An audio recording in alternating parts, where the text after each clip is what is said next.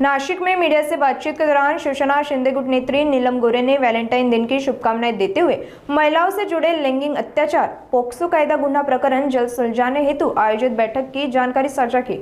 आगे गोरे ने रेलवे में बढ़ती भीड़ की दुर्घटनाओं पर भी अपना स्पष्ट रुख रखा। सुनिए गौर से नीलम गोरे इनका आगे का बयान। मुळामध्ये आज माझा येण्याचा जो भाग आहे तो तुम्हाला कल्पना आहे, गेली अनेक वर्ष राजकीय दावे प्रतिदावे आणि त्याची टीका प्रतिटीका याच्यामध्ये मी पडत नाही।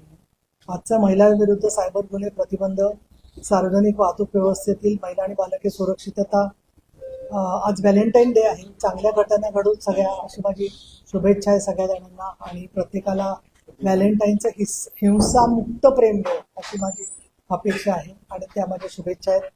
पॉक्सो आणि लैंगिक अत्याचार प्रकरण लवकर निकाली लागावी याबद्दल मी आज पुणे नागपूर ते विशेष पोलीस महानिरीक्षक नाशिक परिक्षेत्र कार्यालय येथे संबंधित सर्वजण, मग पुणे शहरात जसे आम्ही बैठका घेतो तसं नाशिक शहर, नाशिक ग्रामीण या सगळ्या अधिकाऱ्यांच्या बरोबर बैठक ठेवलेली आहे।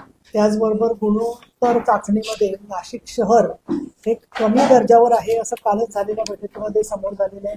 ही संख्या घटलेली आहे, पण एक चांगली गोष्ट म्हणजे आयुष प्रसाद यांनी महत्वाची बैठक घेतलेली आहे आणि डिटेक्शन रेट जो आहे तो 80% आहे असं बाळासाहेब पाटील यांनी सांगितलेलं आहे। तर याबद्दल मी बैठकीमध्ये निश्चितपणाने माहिती घेईन आणि तुमचा जो प्रश्न आहे त्याच्यावर मी कुठली प्रतिक्रिया देणं मला उचित वाटत नाहीये, परंतु मला इथे सांगावं असं वाटतं की स्वतःच्या कर्तृत्वावरती त्याचबरोबर कुठल्याही प्रकारनी जनतेचा जनादेश न घेता तर उलट जनतेचा जनादेश मिळवून 60 आमदार निवडून आणण्याची धमक जी आहे ती एकनाथ शिंदे यांच्यामध्ये आहे।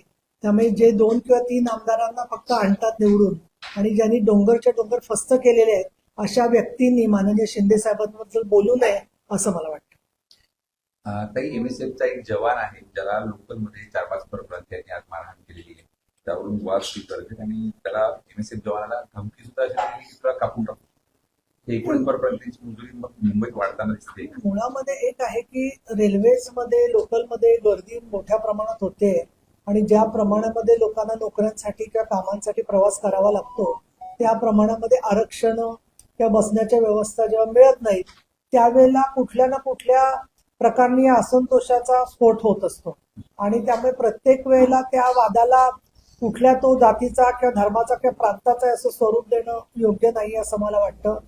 आपण हेही पाहिलं मुंबईमधली घटना की स्वतःच्या आपल्या प्राध्यापकाला विद्यार्थ्यांनी मारून टाकल्याची पण घटना घडलेली आहे। त्याच्यातली जात आणि विभाग पाहिलं तर आपल्या लक्षात येईल की हे एक हिंसक प्रवृत्ती परिस्थितीतून निर्माण होत असते आणि म्हणून मला असं वाटतं की या सगळ्याबद्दल अजून रेल्वे गाड्या वाढवल्या जाणं, त्याचबरोबर कामाच्या वेळा ज्या आहेत त्या बदलल्या जाणं जेणेकरून लोकांवरती एकाच वेळेला प्रवास करण्याचा भार पडणार नाही अशा प्रकारच्या उपाययोजना झाल्या तर त्याचा अधिक उपयोग। मालेगावमध्ये उपमहापौरांनी आपल्या कॅबिनमध्ये टिपू सुलतानचा फोटो